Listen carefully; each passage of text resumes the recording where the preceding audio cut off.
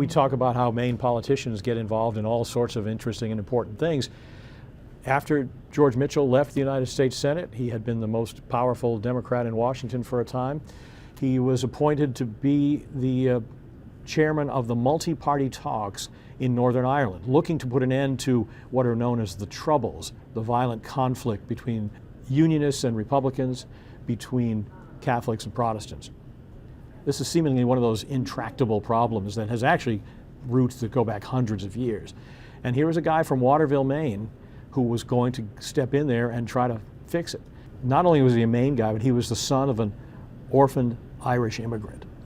And his mother was an immigrant as well, from Lebanon. He understands the difficulties that people sometimes can have in these places. And so there was skepticism among many in Northern Ireland about a Democratic U.S. President, Bill Clinton, appointing a Democratic senator who just happens to be of Irish descent, that they're not going to listen to the Unionist point of view. They're going to be siding with those who want the country, the whole island, united. And it took a long time for George Mitchell to convince all of the players that he was there to listen and facilitate, not to impose his view on anybody.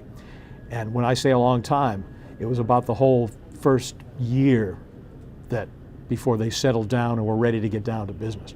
So we had the good fortune to go to Belfast, Northern Ireland, for a week, photographer Scott Wernigan and I. And I was eager to learn more about what this was about and tell people in Maine, who there are many Irish Americans here in Maine, but also anyone could be interested in solving a big problem like that, to see someone they know, our former senator, being involved in it.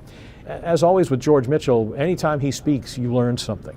And he walked us around the streets of Belfast and explained, over here is where you're going to have the bonfires during marching season. Here's why that happened. And he's openly walking the streets in a place where at any moment violence can break out. Armored personnel carriers go driving by through neighborhoods. You see women pushing baby carriages and paying no mind to it at all. It was just their way of life.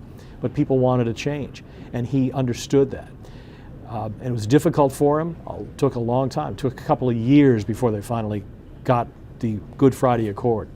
But he knows how important that was, and to this day he is and should be proud of that. And I was proud to be a little part of it in helping people in Maine understand it.